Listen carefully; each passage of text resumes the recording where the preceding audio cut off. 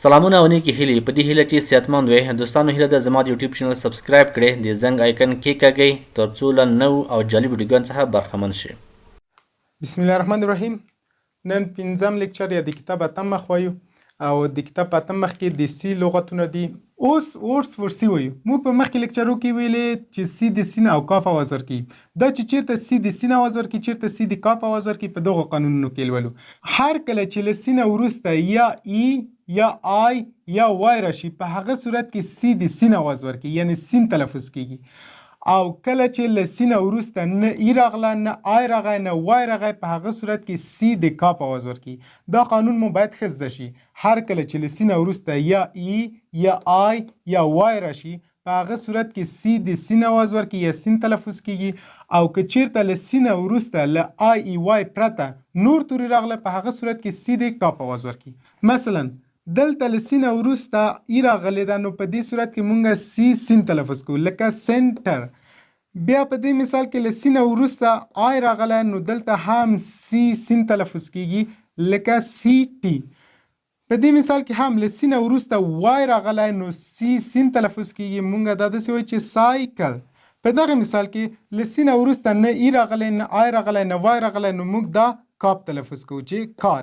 په دغه مثال کې له سین وروسته نه ای راغلی، نه وای راغلی، نه آی راغلی، نو په دې صورت کې مونږ دا هم کاف تلفظ کوو، لکه کیک.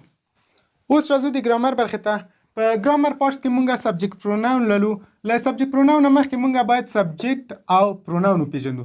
سبجیکټ یعنی فاعل، یعنی کوونکی. وای د یو کار کوونکي ته فاعل ویل کیږي. یعنی هر څوک چې یوه کړنه یا یو عمل ترسره کوي، هغه که لیدل وي، که اورېدل وي، که کېناستل وي یا جګېدل وي، هغې ته مونږ فاعل وایو. دلته هم یو مثال دی، وای علي واچس ټي وي. علي تلویزیون ګوري. علي یو کار کوي چې تلویزیون لیدل دي، نو سبجیکټ څوک شو؟ سبجیکټ علي شو. یعنی هر څوک چې یو عمل ترسره کوي، هغې ته فاعل ویل کیږي. پروناون یعنی ضمیر، وای د نوم پر ځای کارول کیږي او د نوم له تکرار څخه مخنیوی کوي. یعنی دغه پروناون یا ضمیر د دې لامل کیږي چې د یو نوم له تکرار څخه مخنیوی کوي. یعنی نه پرېږدي چې یو نوم څو ځلې تکرار شي.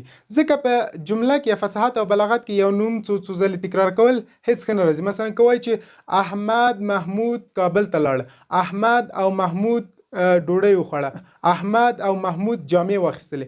که مونږ ډیر ځلې د احمد او محمود وایو، دا زمونږ فصاحت او بلاغت هم را خرابوي او د هغې ترڅنګ دغه جملې زمونږ سمې نه راځي. نو د دې په خاطر ضمیر څه کوي؟ همدغه د احمد او محمود له تکرار څخه مخنیوی کوي.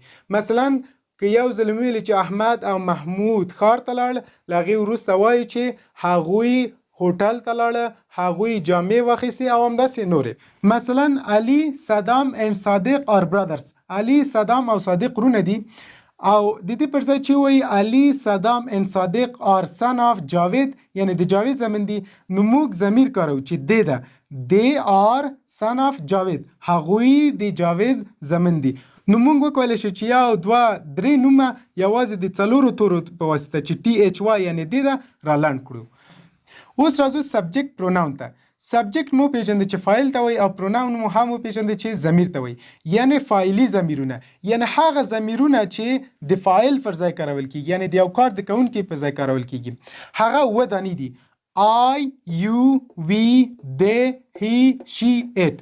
I زه، you تاسو، we مونږ، they هغوی، he هغه، she هغه، it هغه.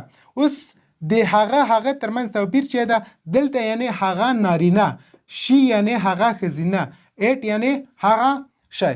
نو تاسو لپاره دا ډیره مهمه ده چې سبجیکټ پروناون مو پیژنئ او په تیر لیکچر کې مونږ ټو بی ورب وپیژندل، د هغې زده کول هم اړین دي.